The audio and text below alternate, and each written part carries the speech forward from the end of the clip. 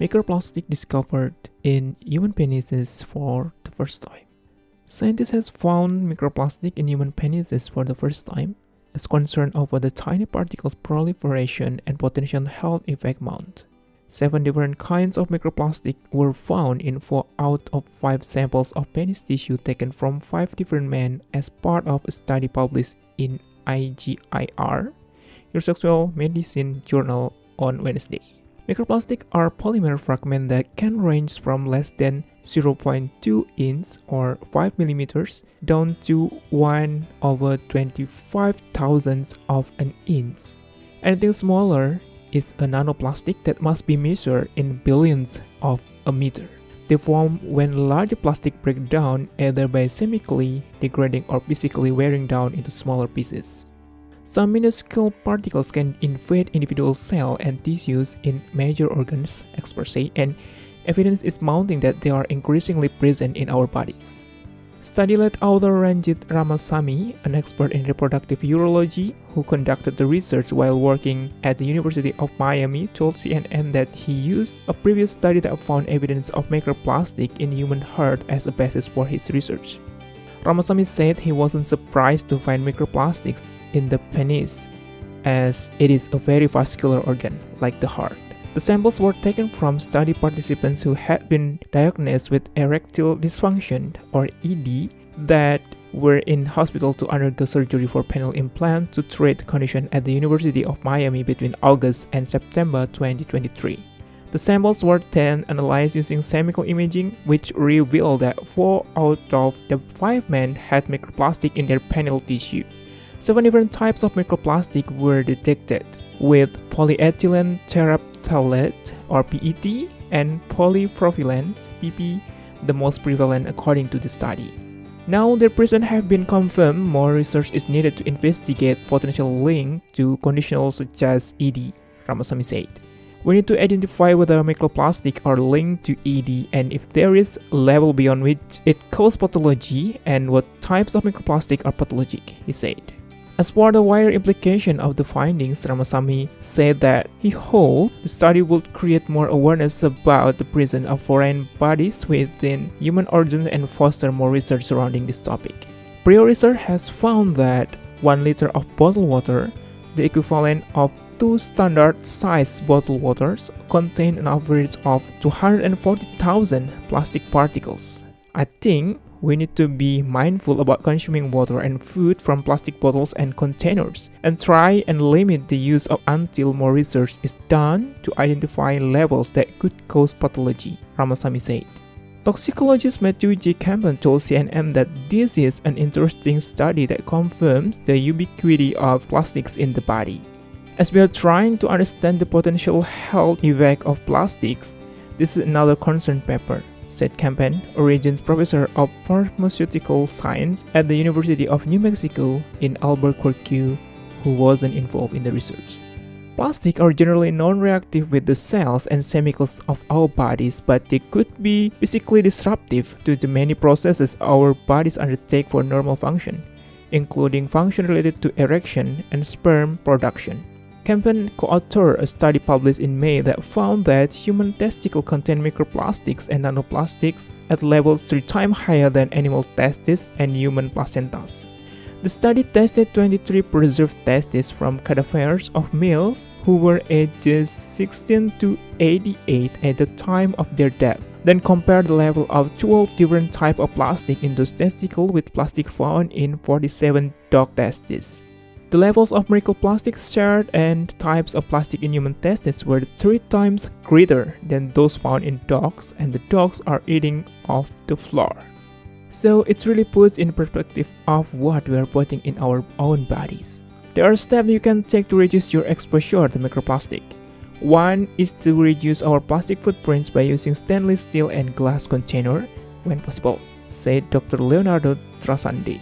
Avoid microwaving food or beverage in plastic, including infant formula and pumped human milk, and don't put plastic in the dishwasher because the heat can cause chemicals to leach out.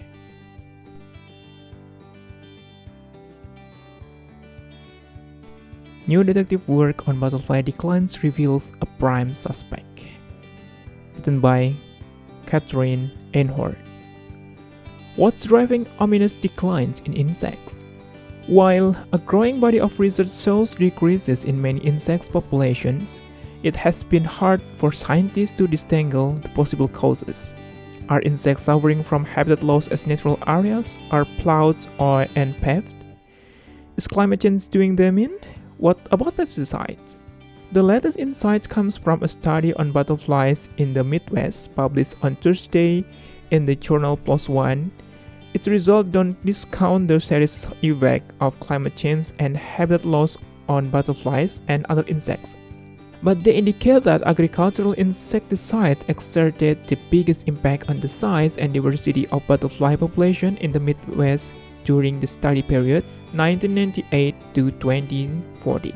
Especially detrimental, the research found was a class of widely used insecticide called neonicotinoids that are absorbed into the tissues of plants. It's a story about unintended consequences, said Scott Swinson, a professor of agricultural economics at Michigan State University and one of the study's authors. In developing technologies that were very effective at controlling Siberian aphids and certain other agricultural pests, non-target species that we care about, butterflies in particular, have been harmed. Europe largely banned neonicotinoids in 2018, citing risks to bees. The new findings come as wildlife officials in the United States weigh whether the place monarch butterflies, which range coast to coast, endangered species list. They have already found such protection to be warranted, but say they were precluded by higher priority needs. In addition to delighting humans and pollinating plants, butterfly species are a critical food source for other animals, notably birds, during their life stage as caterpillars. In fact, research has linked some bird declines to insect declines.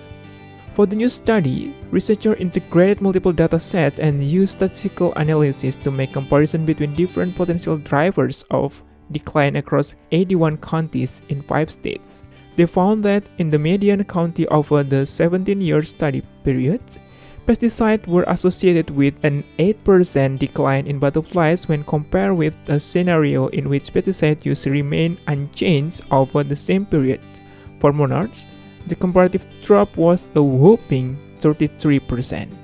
The author notes that this pesticide-related decline began in 2003, coinciding with the appearance and quick adoption of corn and soybean seeds treated with neonicotinoids throughout the Midwest.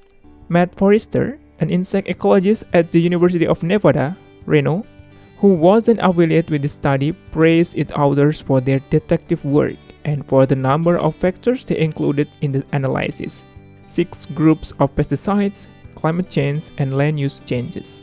The study's finding about neonicotinoids, he said, could be key to helping tackle butterflies' decline. We often talk like, well, it's all stressors of the Anthropocene.